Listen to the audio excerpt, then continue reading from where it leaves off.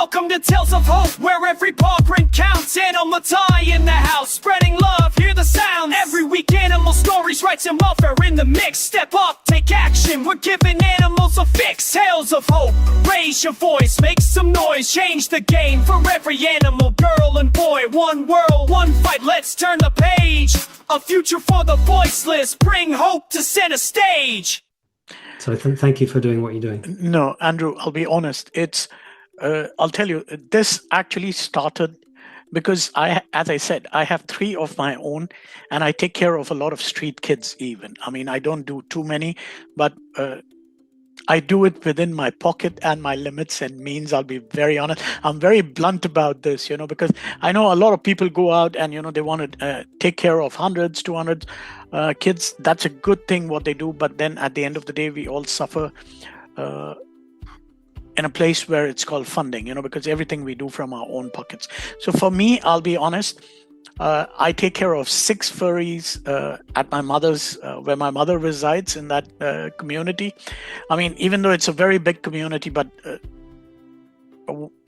people are sorry, they're very ignorant.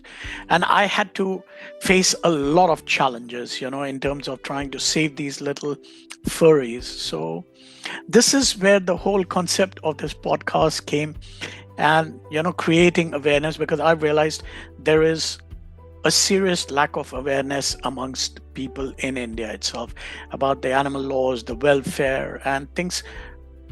There's a whole lot of cruelty that goes on. And, if as a human being, I believe, how can we treat or be indifferent to the beings that has been created by God? His creation cannot be wrong. So why are we treating these souls who cannot even talk? Treating them so bad. So this is where this whole thing came into being, the podcast came, and I'm just trying to do my bit in terms of, raising awareness so that people can be more humane. That's all I'm trying to do. And if everybody was doing the same, we'd be in a completely different world. Thank you for your efforts. Please, thank you so much. I mean, I'm doing such a little part. And when I hear you, I was like, wow, this is something. And this needs to come out, because this really needs to come out. We need a lot more people to be aware and, think differently rather than being conventional, what has been taught to us over the years. I think we need to move ahead with time. And given what you rightly said, coming back to the environment issue, with the environmental issues that we are having today, not only, I think it's not only India, but across the world, we have serious issues going on, with the climate, the environment, that we've destroyed our environment so badly that I don't know if we can even rectify it or just do a bit to, undo some part of it. Yes, we're living through the 6th mass extinction event since fossil records began. These are events when the majority of all living creatures on the planet die within a pretty short period of time, just a few human lifetimes. There have been 5 of these events previously in the last 540 million years based on the fossil records, and we're in number 6 at the moment.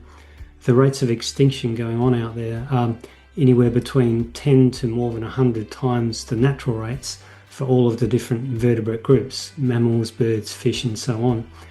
And this is very much because of human activity. We don't only threaten virtually all the other living creatures on the planet, we also threaten ourselves because of the fact that we rely upon a secure supply of water, rainfall for our crops, unpolluted air, the oceans not rising and wiping out all of our coastal cities and developments. So we rely upon these things for our own food security and our own ability to live upon the planet in the future as well. The major rivers of India and China are fed by the glaciers and the snowmelt from the mountainous regions of the world, and those glaciers are actually melting fast, and it's thought that most of the European glaciers will be gone within 1 generation. I imagine that the Himalayan mountains will follow. And this could lead to those rivers actually drying up during half of the year or more. So this has been described as being the biggest threat to food security that's ever been faced by humanity, because of the hundreds of millions of people that depend upon those rivers for the supply of their own food. So this doesn't just affect all the other creatures on the planet, it affects ourselves as well. So yes, it's incumbent upon all of us, I think, to open our eyes, to learn a little bit about these sorts of issues, to recognise that our lifestyles have impacts. Most of us don't have the power to change our energy consumption, how energy is produced. We have to go to work, we have to be transported there. We've got limited control over most of those things, over our built environments. But what we can all change, nearly all of us, is our diets, and that has a really big impact. With other colleagues, I've been publishing studies in the last few years looking at all of the solutions to the problems of climate change that have been published in scientific literature in the last 20 years. We conducted a systematic review of this area, and we published a big study on that about a year ago. And we recognise that changes in all these other areas are important: transportation, fossil fuel consumption, built environments, and so on. But the food sector is hugely important. About 53% of all greenhouse gases to date seem to have come from animal agriculture, and on an annual basis, this sector produces at least 20%, probably 25 or more percent of all greenhouse gases each year. It's the biggest cause of deforestation on the planet, one of the biggest users of fresh water on the planet, and a major contributor to environmental degradation.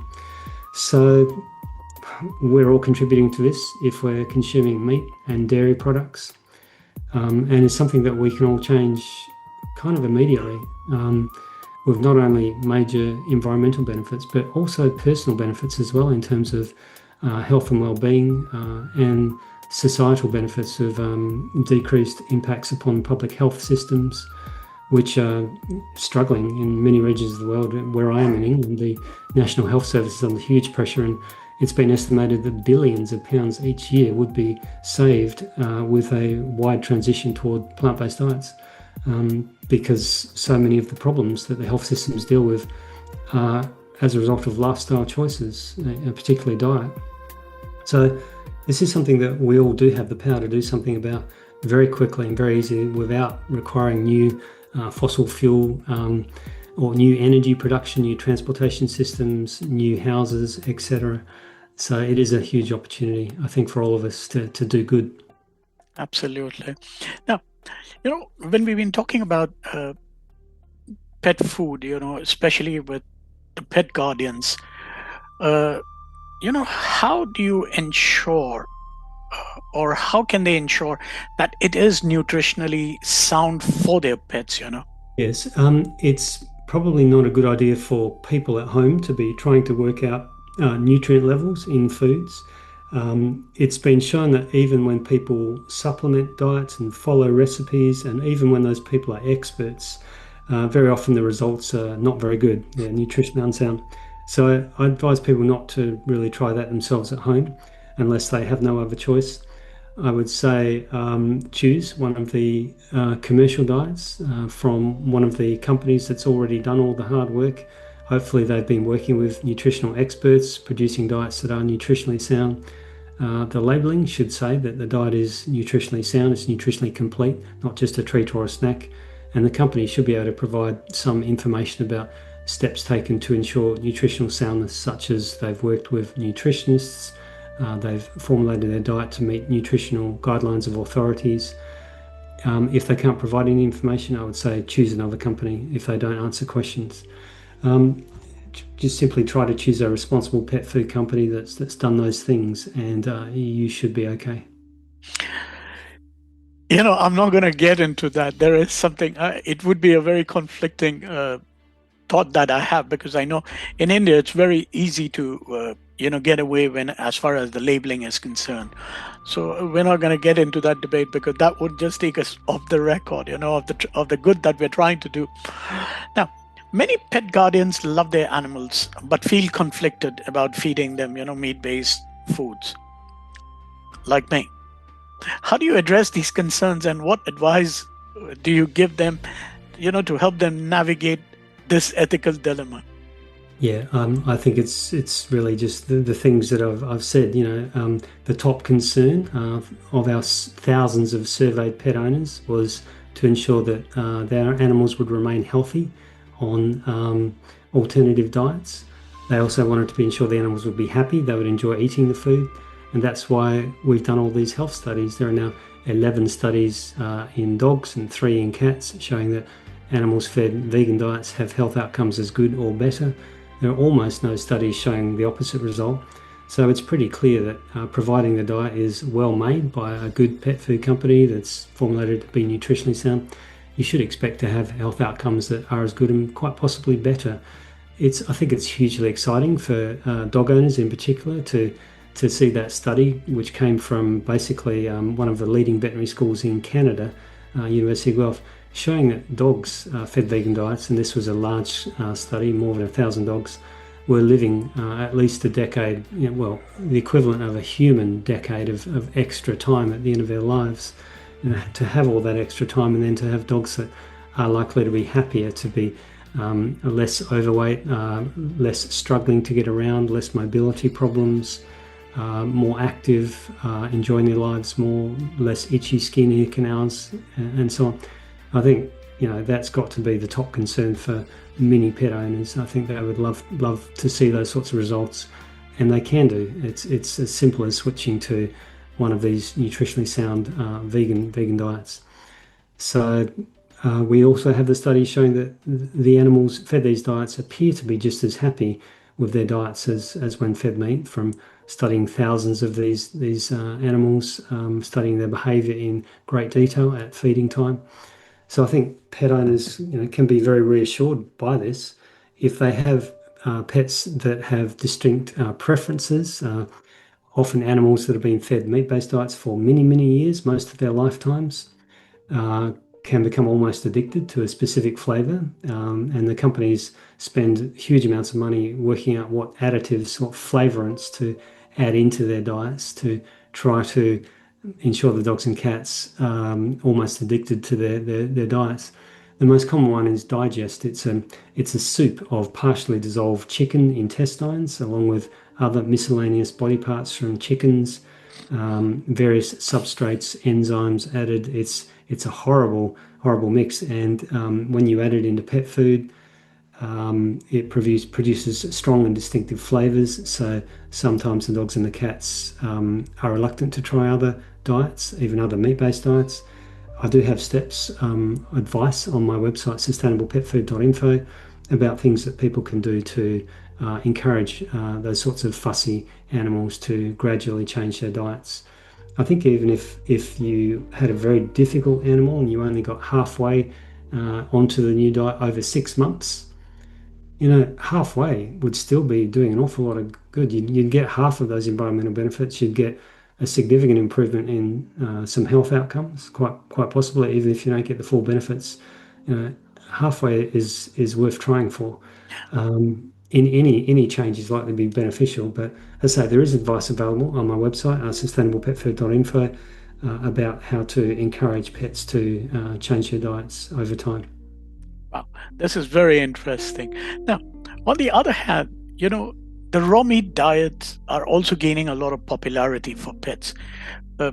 Are these safe or beneficial? What would be your advice to the pet parents? Yep. This is another consumer fad, which is contrary to science. So raw meat diets are going to be very rich in protein. They're going to be deficient in minerals and some vitamins. Feeding pets on those diets long term is likely to lead to nutritional imbalances and deficiencies. There have been a body of studies showing that these diets are normally nutritionally unsound, but there's been more than a body. There's been many bodies. There's been a really large group of studies, in fact more than 80 studies, showing that these diets are very commonly contaminated with pathogens. So we're talking about pathogenic bacteria, potentially worm eggs, other pathogens, protozoa, and so on. And not only the dogs and cats in these households have much higher rates of being infested with these sorts of pathogens, but also the people that share households with these dogs and cats. So they're acquiring them probably from raw meat during food preparation. And this can be a risk to anyone that's unwell or is immunocompromised, very old, very young, under treatment for some other illnesses. This is more dangerous to people. It's certainly dangerous to the dogs and cats fed these diets. And across all of veterinary medicine, I don't know of any other area where there is more than 80 studies showing one thing, all showing the same thing. And here we have more than 80 studies showing that raw meat diets have increased risks of serious pathogenic hazards. So that's the evidence. They may be popular amongst some consumers, but it's completely contrary to science, and it's contrary to what's best for dogs and cats, not to mention, of course, food animals or the planet. To be honest, I feel so sad because with the kind of number you mentioned, 80 studies, and for us in India, I mean, even including myself, I'm not just excluding myself.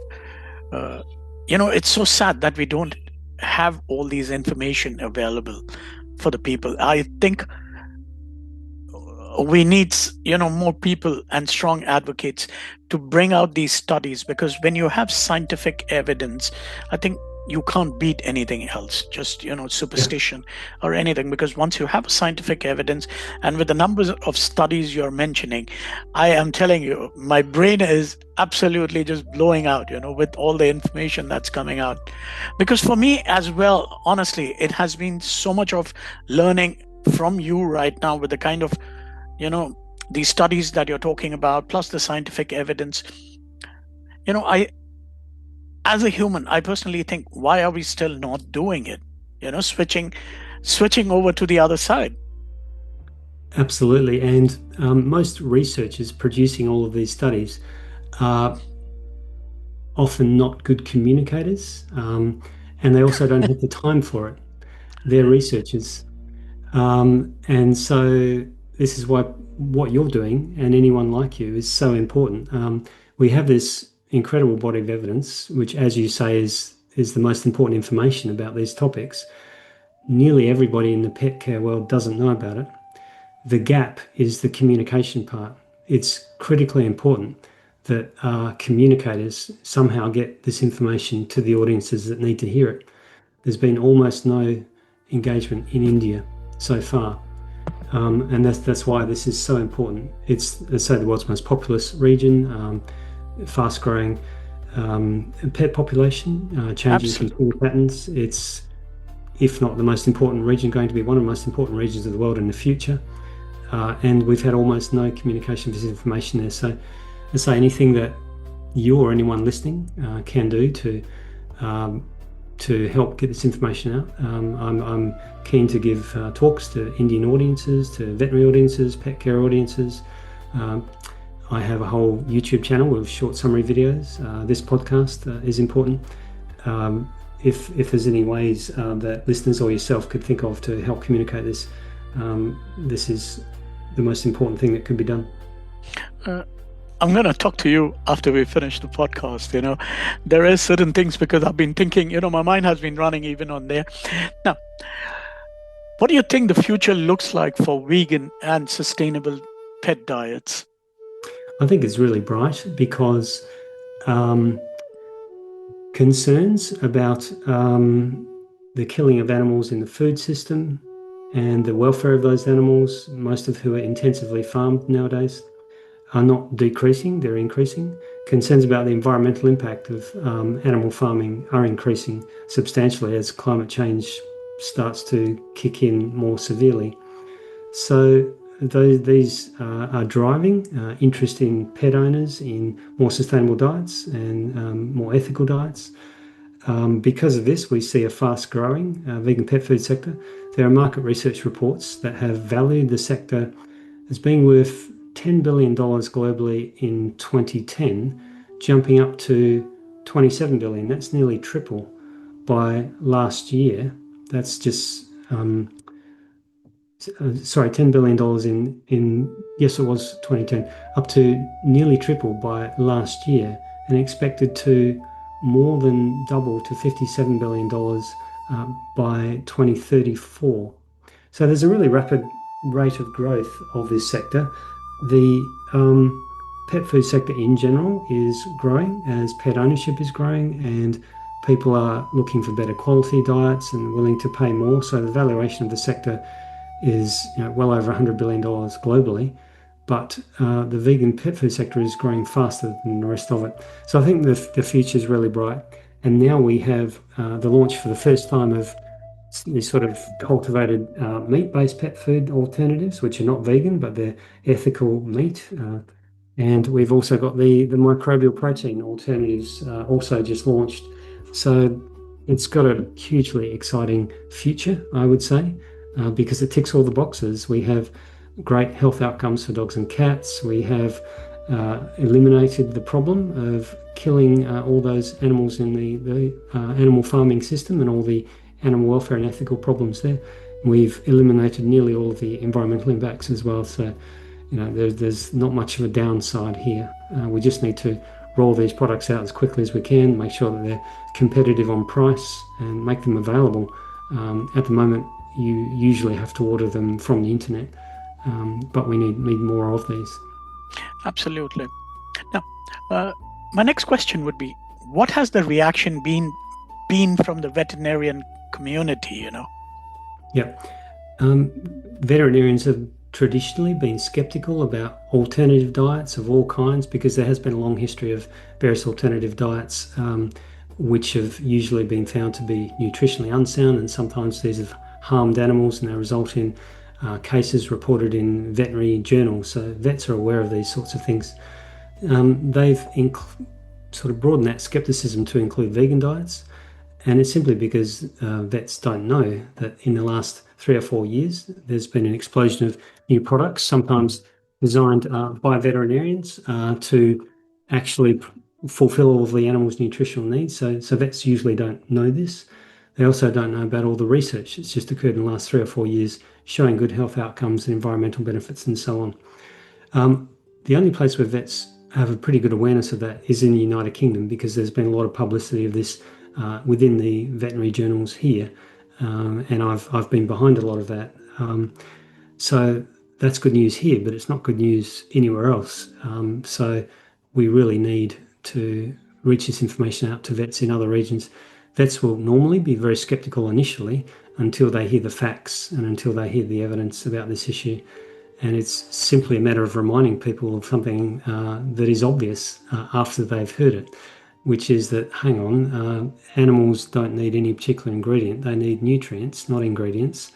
And nutrients and ingredients are not the same thing. once you remind people of that, then it all makes sense. Absolutely. Now, looking ahead, what role do you think pet owners can play in promoting sustainability and animal welfare through their everyday choices in pet care? Well, simply choosing more sustainable diets is the most important thing. So that's going to be the plant-based diets, the vegan diets, and when they become available, cultivated meat, microbial protein-based diets as well. If other things have been suggested, such as getting smaller animals rather than larger ones because they consume less, getting herbivores such as rabbits, thinking about accessories such as leashes and kennels and bowls, and cutting out food waste as well.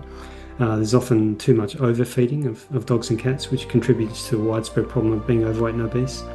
So these are all suggested, but amongst all of these things, the factor that makes a much bigger difference than any of the other factors is actually the ingredients used within pet food. In particular, the animal-based ingredients and the benefits you get when you cut those out. So that's by far the biggest thing that pet owners can do. Absolutely. Honestly, it's been a very learning curve for me as well. I'm sure for the listeners also, it would be quite not only entertaining, but it would be enlightening for them as well to, look at all these researchers. Now, moving forward, can you share a memorable story of a pet or a pet guardian who was positively impacted by switching to a plant-based diet? Sure. I don't have pets myself. I live in a high-rise flat in the United Kingdom where we can't have pets, unfortunately. And I was a vet in small animal practice, treating dogs and cats for nearly a decade, mostly around London. But then I became an academic researcher, a scientific researcher for nearly a decade. So the experience that I recall was in the Netherlands when we looked after my wife's sister's cats. She had two black cats for a number of months when they were away. And of course, we weren't going to feed them meat-based diets, so we fed them vegan diets. And at that time, we couldn't actually source vegan diets from a good pet food company, as I've advised everybody to do today. So we were forced then to actually make our own and add a nutritional supplement and follow a recipe, which is, what is a last resort. So I remember making kibble, dry kibble, and I had to make this stuff and then bake it in the oven, and it came out, and it was quite a lot of work and much more than I expected it would be, which increased my motivation not to do this in the future. I remember tasting one of these pieces myself because why not? All the ingredients are safe and healthy, and it wasn't really to my liking, and I was glad I didn't have to eat it. But my sense of taste is very different from that of a dog or a cat. We fed them to the cats. One of the cats loved it. The other was quite fussy and only got maybe 90% of the way there in 6 months. But what I remember in both of them was that their coats became shinier and sleeker. If you were to run your hand across their fur, there would be lots of tiny little bumps initially, which was basically dermatitis. It's inflammation of the skin. And it was a reaction to, it was an allergic response to an animal-sourced allergen. After being on the vegan diets for 6 months, that all disappeared. Their skin became smooth, coats became sleek and shiny. So that's what I recall. I couldn't feel that anymore when I would stroke these cats. That was the thing that I saw. Many people have their own stories of the remarkable benefits they've seen. One of the veterinarians in the United Kingdom who's involved in this field, Dr. Ariel Griffiths, she noticed the incredible benefits for her own dog, Ruff, when she transitioned him onto a vegan diet. And she has seen similar benefits in many other dogs and decided that she can do more good by quitting as a clinical veterinarian and instead just producing and marketing and making available these diets full-time to dogs and cats. So that's what she does now. She knows of many stories, and there are many other stories which are very easy to find on the internet of people who have fed these diets and very often seen really exciting benefits from doing so. Oh, these are really powerful stories, for people to listen and really, really think hard in terms of making that switch. Now, what keeps you passionate about this work? And how do you stay motivated when facing skepticism and challenges from others? Yeah, I don't think you get very far in life in any field if you are not able to overcome skepticism and challenges and difficulties of various kinds.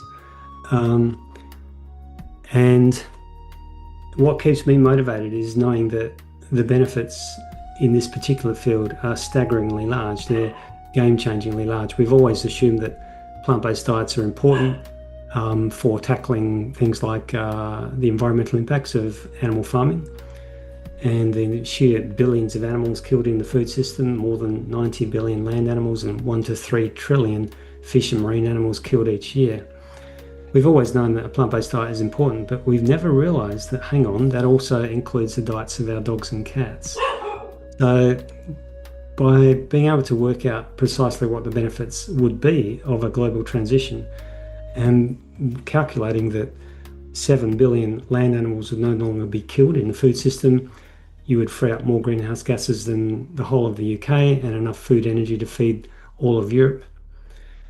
These are enormous benefits, and realising that almost nobody's working in this area This is the biggest opportunity I can think of to do good effectively on the planet.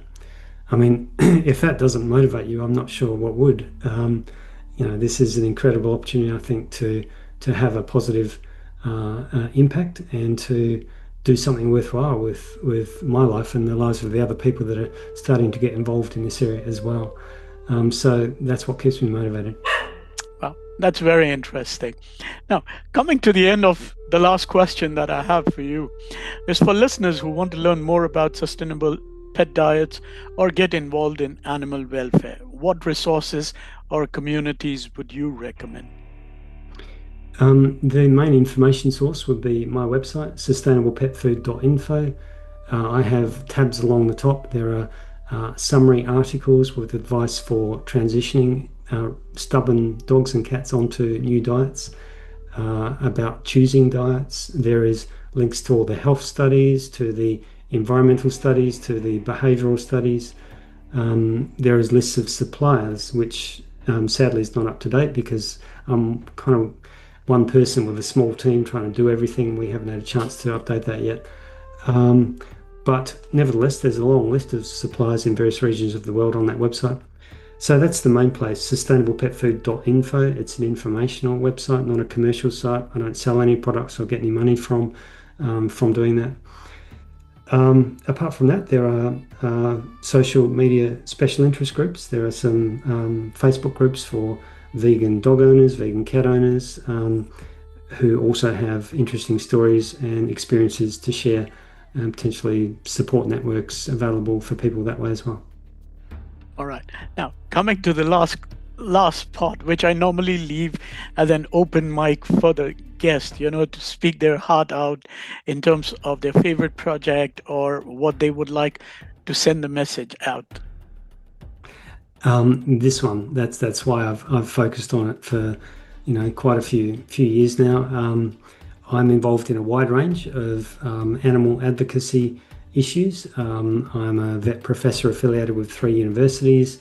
I'm an animal welfare specialist, and so I'm able to sort of support campaigns to try to help animals in the really big problems. So that's intensive farming of billions of chickens and pigs and other systems where billions of animals are being impacted, and I do a lot of that.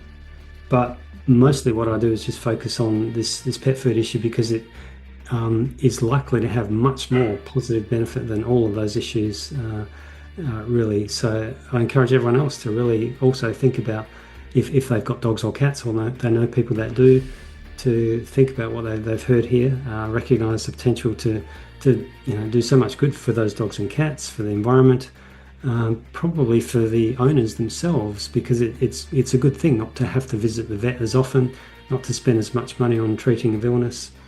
Then to please also think about getting involved in this issue and realise some of those benefits themselves. Absolutely, Andrew.